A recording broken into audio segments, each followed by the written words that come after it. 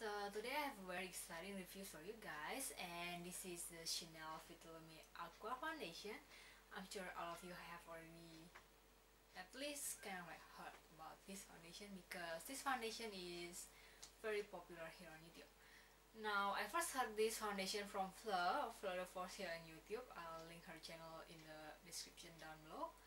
And I was kind of intrigued when I first heard this foundation because I do have pretty normal to dry skin, while this foundation claims to have a very glowy finish. So I was pretty intrigued by the glowy and dewy finish of the foundation, and I decided to splurge on it. And I'm sure you all know that this is Chanel, so it's going to be very expensive.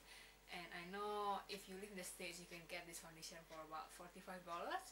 And if you do live in the UK, I think you can get this for about £31, while here in Singapore actually it retails for about 72 Sing dollars. So it is ridiculously expensive.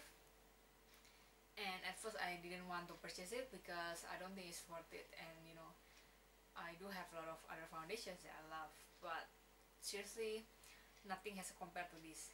And honestly, I didn't even get it here in Singapore because I actually got it when I was on holiday, when I was overseas there in London. So I got it in London duty free for about £27, which is a lot cheaper than if I got it here in Singapore. So I was very happy with my purchase at that time.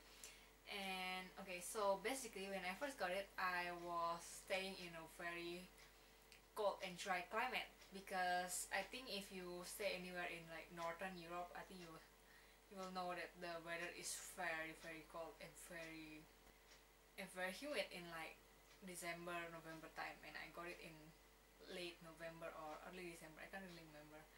But okay, so when I first got it, my previous Holy Grail foundation was a MAC Studio Scalp foundation, which is the one that comes in the tube. And that one has a very full coverage, so it is definitely like an evening foundation, but I use it just, you know, all day and all year round, because that foundation really stays on very well and it does have a very fantastic coverage. And so I switched out to this foundation, which is like the total opposite of that foundation. And I was pretty nervous at first because this foundation was very light. And not that I have a bad skin, I have a pretty clear skin, but I do have like a lot of discoloration like my chins, my forehead, and also my cheeks. So I do need the foundation to, you know, even out my skin tones and stuff. Now I do have a clip to where I applied the foundation earlier, so I'm going to insert the clip right now. As you can see, I'm wearing the foundation and I just shake it, and the foundation is very liquidy. And I'm just going to dot it all over my face. And in this demonstration, I'm just going to use my finger, although I normally like to use my brushes, which is a Sigma F82. And I find that with brushes it just gives a lot more flawless look, but with my finger it also gives a pretty flawless look. So I'm pretty happy with the result. As you can see, it's very effortless to blend it, and it's also very buildable. And I'm trying to build it at the very moment, and it doesn't look itchy at all. In fact, it does look just like your skin, but better.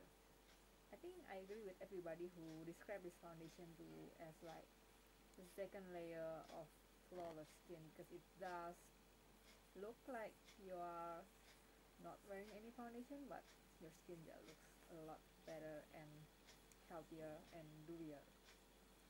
So it does cover what it needed covers, but it doesn't look like I'm wearing some kind of mask. And it's very glowy too, as you can see there is a lot of shine to it. Okay, so after that, I noticed that the foundation does applies very well. It doesn't require a lot of blending, and it doesn't require like, you know, foundation brush to actually get it even on your skin. And as much as I love the way it looked when I apply it using my finger, I actually prefer using a brush, and I use the Sigma round top kabuki brush to apply the foundation, and I think it works very well. And other than that, I think this foundation, when I first applied it, it doesn't look as glowy and as dewy as I expected it to be, because simply staying in a very cold and dry climate, so I was not very surprised on how it looked on my skin, as I expected it to be very, you know, awesome foundation. But throughout the day, actually it does get a lot dewier and glowier on my skin. And after about like 12 hours of wear, which is, I know, it's crazy, right? My skin looks so gorgeous, and I didn't even powder it at the time. And maybe that's the fact, because I have, like, you know, like pretty normal to dry skin, and I put this, you know, glowy foundation, and it does stays put due to the weather as well. But I was very happy with it. And one thing that I noticed that I really love is that, you know, this foundation does give like very light coverage, so that when you actually remove it at night, it doesn't take ages to scratch your face to get it off, and it just, you know, you can just remove it very easily. So I was very impressed with that. And other than that, I was actually in love with the scents of the foundation, and I believe not everybody will like the scented product like this, but it does have a very clean and, you know, like luxurious kind of scent. So I actually really love it, and it just makes me feel so gorgeous when I applied it. So yeah, I really am obsessed with the foundation. Now, okay, so now after I have already come back to Singapore, and the weather here, and especially nowadays is the summertime, so the weather is pretty hot and humid, I do notice that I need to powder it, because if I don't, I'm just going to look like a grease ball. And that's very unfortunate, because I do love the finish of the foundation, but as much as I love it, if I don't powder it, I will just look so disgusting at the end of the day. So I think that's because, you know, I live in a very humid climate, and when I say humid, I'm not even kidding. When I first started wearing makeup, I remember that I can never ever get my mascara or eyeshadow stays put on my eyes, because it is just so humid, and I don't even have oily skin. So that says a lot. While this foundation actually only lasts for about like 7 hours, even if I powder it when I'm outside. When I'm inside, you know, if I am like in the aircon room and stuff, I can, yeah, just wear this foundation for like 15 hours straight, and it's not going to slide off my face. But the foundation is, you know, it doesn't last as long when I actually do outdoor activities, and you know, I need to touch up after like 7 hours, otherwise it just looks so shiny, you know, and it's not the most flattering face makeup at all time, right? And but other than that, I really love the foundation. So if you, you know, if you live like in the drier climate, I highly recommend you to pick up the foundation, because it is just so amazing. I love it. And if you live in a very hot and humid climate, I do recommend you to powder it, even though you have dry skin.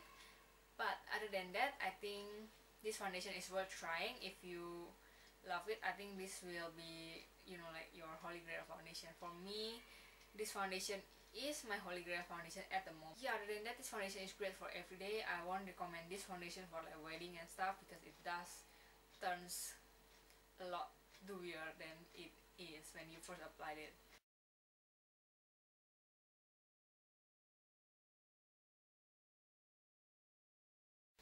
So I highly recommend, if you want to try this foundation, go to Chanel counter and just, you know, just try it on your face, and let it, you know, on your face for about, I don't know, for about like 8